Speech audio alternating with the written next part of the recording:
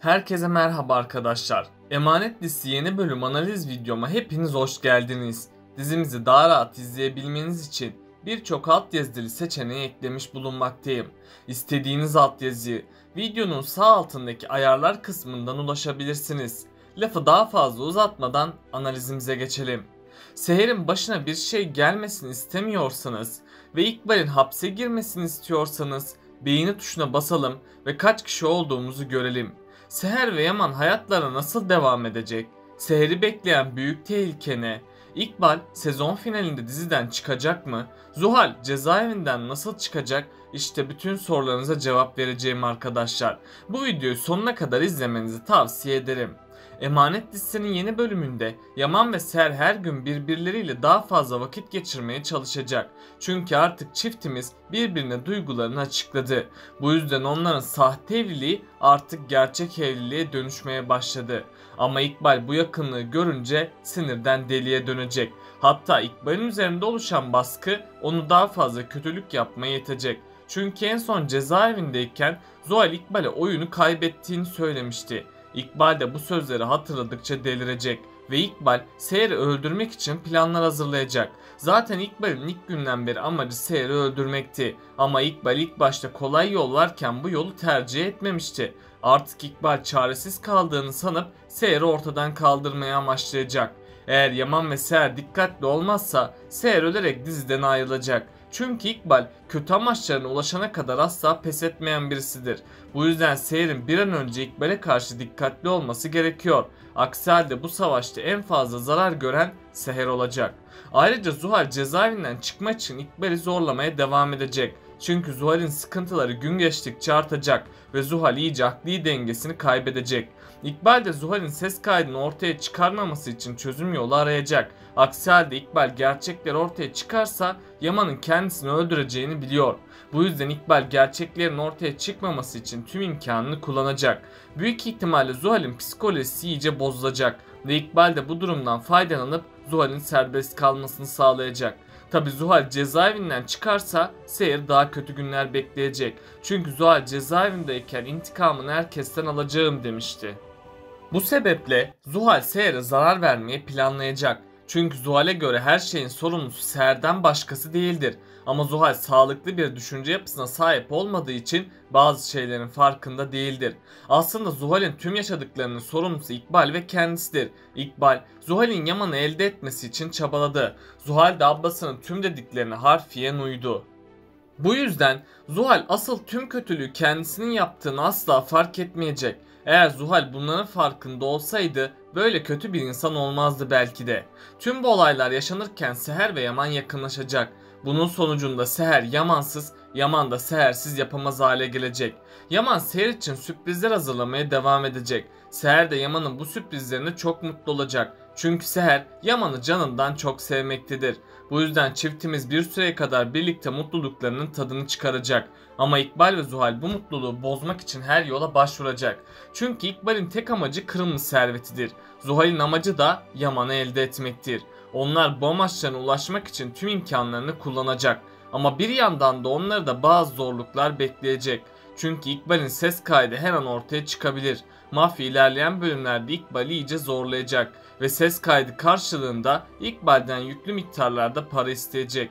Tabi İkbal ilk başta ne yapacağını bilemeyecek. Çünkü İkbal iki ihtimalde de riskli olduğunu fark edecek.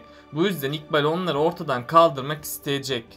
İkbal dedektife yaptıklarının aynısını mafyaya da yapacak. Ama orada olduğu gibi gerçekler ortaya çıkacak. İkbal'in sonunu getirecek diğer kişi de Bahçıvan'dır. Çünkü yakında Bahçıvan İkbal'in kötülüklerini görecek ve Bahçıvan tüm gerçeği ortaya çıkarmaya çalışacak. Şöyle ki Seher bahçe işleriyle ilgilenecek. Seher bu nedenle Bahçıvan'a okuma yazmayı öğretecek.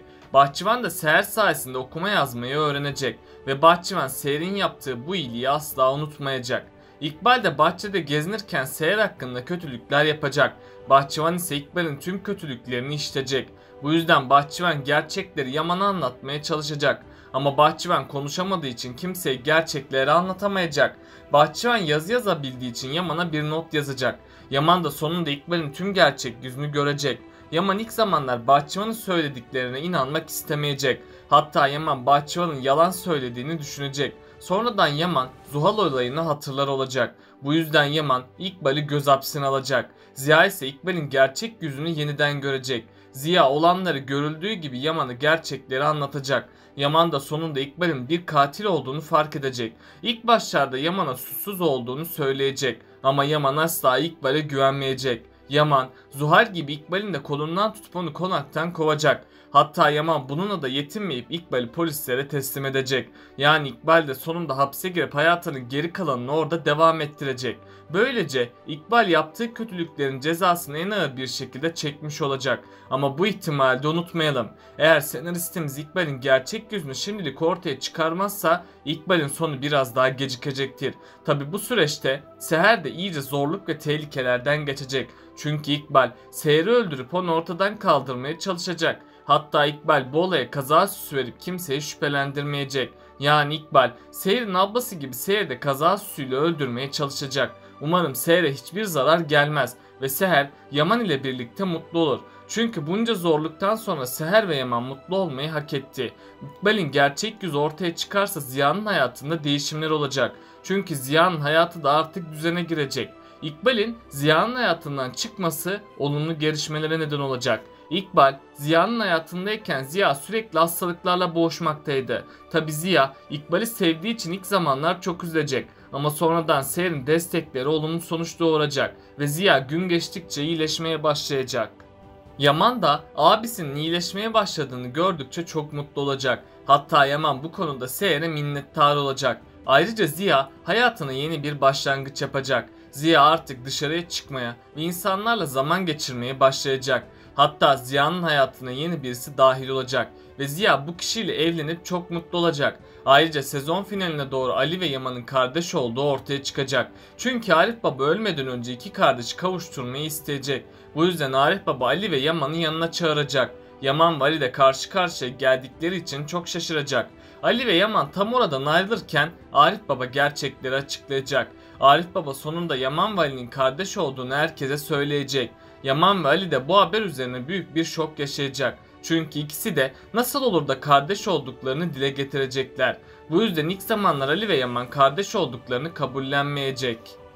Bu süre içerisinde Yaman yeniden çocukluğuyla yüzleşecek. Yaman tam o sırada annesinin evden kaçmadan önceki sözlerini hatırlayacak. Yaman'ın o sözleri hatırlaması sönmüş öfkesini yeniden alevlendirecek. Bunun sonucunda da Yaman Ali'ye düşman olacak. Yaman babasının ve kardeşlerinin acısını Ali'den çıkarmak isteyecek. Bunun üzerine Yaman ve Ali arasında çetin bir savaş başlayacak. Eğer birisi Ali ve Yaman'a dur demezse herkes bu savaştan zarar görecek.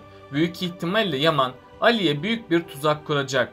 Yaman Ali'nin polislikten atılmasını amaçlayacak. Ama Yaman'ın yaptığı tüm planlar onun Ali'yi kabullenmesine yardım edecek. Çünkü Yaman tam vurulacakken Ali yetişecek ve sonunda Ali Yaman'ı ölmekten kurtaracak. Seher de onların kardeş olduklarını duyunca büyük bir şaşkınlık geçirecek. Seher bu ayrılığa son vermek için onları bir araya getirecek. Böylece sonunda Yaman ve Ali birbirlerini kabullenecek. İki kardeşin kavuşmasıyla kimse onlara bir zarar veremeyecek. Tüm bu olayların yaşanmasıyla Ali hayatına yeni bir başlangıç yapacak. Çünkü Ali hayatın devam ettiğini ve değerini anladı. Bu yüzden Ali artık geçmişine bir sünger çekecek. Peki sizce sezon finaline yaklaştıkça dizimizde nasıl gelişmeler olacak? Aşağıda yorumlarınızı bekliyor olacağım. Böylelikle bu bölümümüzün de sonuna gelmiş bulunmaktayız arkadaşlar. Beni desteklemek için yorum atmayı, videomu beğenmeyi ve kanalıma abone olmayı unutmayın arkadaşlar. Kendinize çok iyi bakın, hoşça kalın.